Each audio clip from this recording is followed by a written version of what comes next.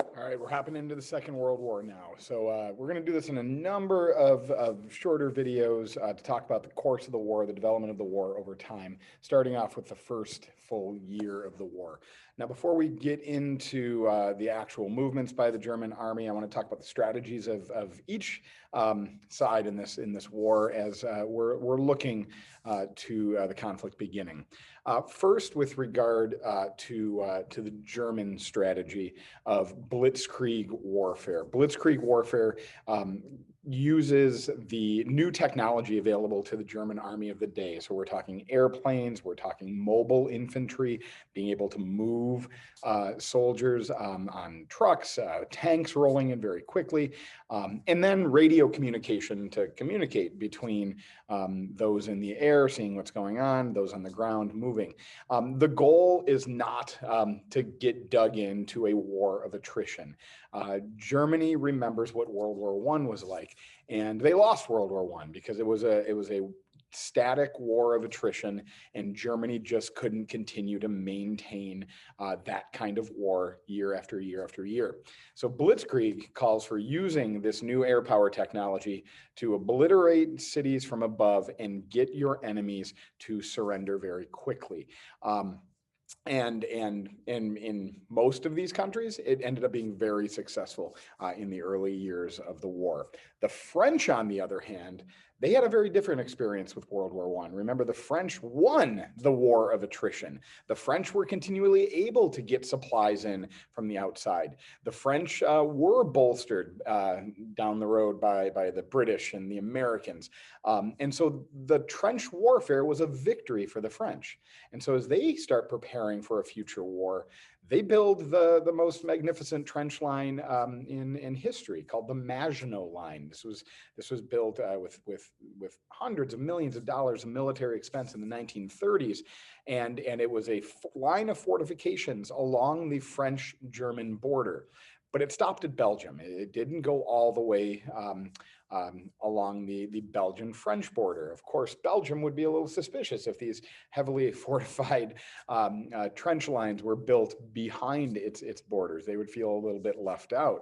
And so the Maginot Line only defended that French-German border. And we're going to see that that's going to be a problem going forward. The war begins on September 1st, 1939, with a German invasion of Poland. Poland had vast frontiers to defend against a German invasion.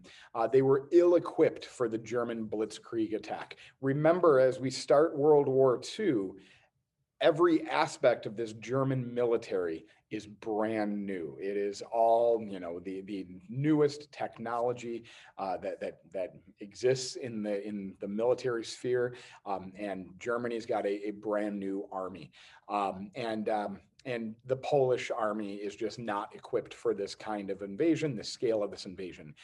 Not only were ground troops moving across the border on September 1st, 1939, but cities were bombed from above in this blitzkrieg attack. You see here, this is the city of Warsaw, Poland, which is going to experience as bad of an experience in the Second World War as really any city in the world. The Poles are not going to get any support from Britain and France outside of a declaration of war on Germany. There are no troops, British or French troops in Eastern Europe to help defend the Poles. The French were reluctant to march past their defenses of the Maginot Line. If you start invading Germany across the Maginot Line, now your hundreds of millions of dollars of defenses are behind you with the guns pointed at your back. And so the French weren't willing to do that. The British certainly aren't going to invade Germany without the French. And so really nothing happened to Germany in the West during this invasion of Poland. When it came to air support, it was dangerous to fly over Germany. There was no way to bring air forces into Poland to defend or to support the Polish military, and even invading over Germany would cost the loss of Allied planes over Germany at this point, and the Western powers weren't going there. Western allies did not launch an invasion of Germany in the West in 1939 or 1940. This is what becomes known as the phony war in the West. And this is a very different experience from World War I. Remember, World War I featured a beginning of fighting on the Western Front and like at the first days of the war, and that continued all the way until the 11th of November of 1918. In World War II, war starts in Poland, but in the West, not much is happening. And this becomes dubbed the phony war. So Western allies are not launching in. Britain and France were preparing for a bigger war, continuing to build their armies. And this is important. Remember, during the 1920s and 30s, there was a movement of demilitarizing countries, like shrinking nations' militaries. So they've got to rebuild as well. There is a British expeditionary force that's sent into France to help defend French borders. And the French are feeling protected by their Maginot Line defenses. The calm of the early years of the war in the West is going to end in the spring of 1940. Germany is going to launch an invasion of Denmark and an invasion of Norway. There's a number of reasons for this. We want to look to desires for Scandinavian iron resources up in Norway. Sweden is going to allow Germany to use rail lines to transport troops into Norway. We've got access to more seaports all along the Norwegian coast that could make a blockade more difficult. Remember how effective the British blockade was in the First World War. And following the fall of Norway, Neville Chamberlain, the Prime Minister of Great Britain, is going to resign. Winston Churchill will step in his place.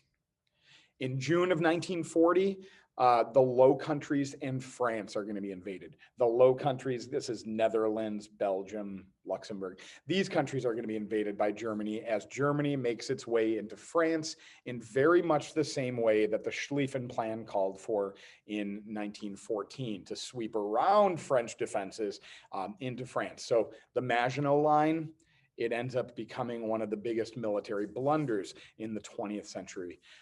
As the Maginot Line was essentially avoided. French resistance will fight hard. Do not buy into the French just surrendered as soon as the Nazis stepped foot onto France. This is not true. The French would fight. For the 6 weeks that they put up a defense, over 100,000 French soldiers would be killed. 100,000 soldiers in 6 weeks of this defense. Over 2 million French soldiers will be taken prisoner of war by the Germans and spend most of the rest of the war in prisoner of war camps, although there was an exchange of some soldiers or a release of some soldiers as the war progressed. In northern France, there was what's known as the escape at Dunkirk. Some of you might have seen the film Dunkirk that depicted this, at least from a British perspective, that saw 380,000 British expeditionary force troops and some French troops evacuated at Dunkirk. Considered one of Hitler's mistakes of this war to not be able to stop this escape of this nearly 500,000 soldiers. And that's 500,000 soldiers that down the road will re-enter the continent and start to push Germany back again. This leaves Britain alone in 1940 and 41. Now they're alone, but now under the leadership of Winston Churchill, who's going to use his skills at oratory and speaking to the British people over a relatively newer technology, radio, to inspire Britons to keep a stiff upper lip and stay in this fight and not push towards a surrender. That becomes slightly harder though in July of 1940 when we see the beginning of the Battle of Britain. The Battle of Britain is an air battle. It is a battle over the skies of southern England from July to October 1940, where Germany needed to win air superiority in order to launch an invasion of the British Isles called Operation Sea Lion. The German Air Force, the German Luftwaffe, during this Battle of Britain would open up what is known as the London Blitz, bombing British cities in hopes of getting a British surrender. Remember, we talked a few days ago about the bombing of the city of Guernica in the Spanish Civil War and what kind of concerns that gave to Western nations about getting into a war. Well, now London was being bombed by the Germans.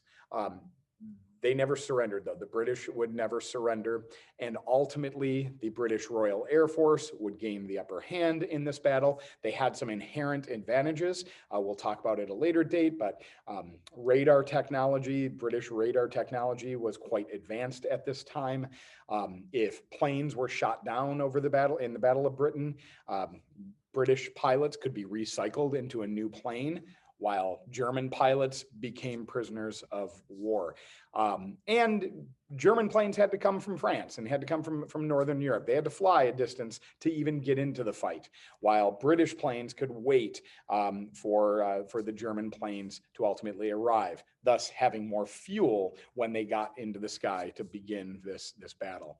So Britain never does surrender in this Battle of Britain. Germany has to abandon their plans for an invasion of Britain. But as we stand in the end of 1940, Britain is alone. We'll be back in a couple days.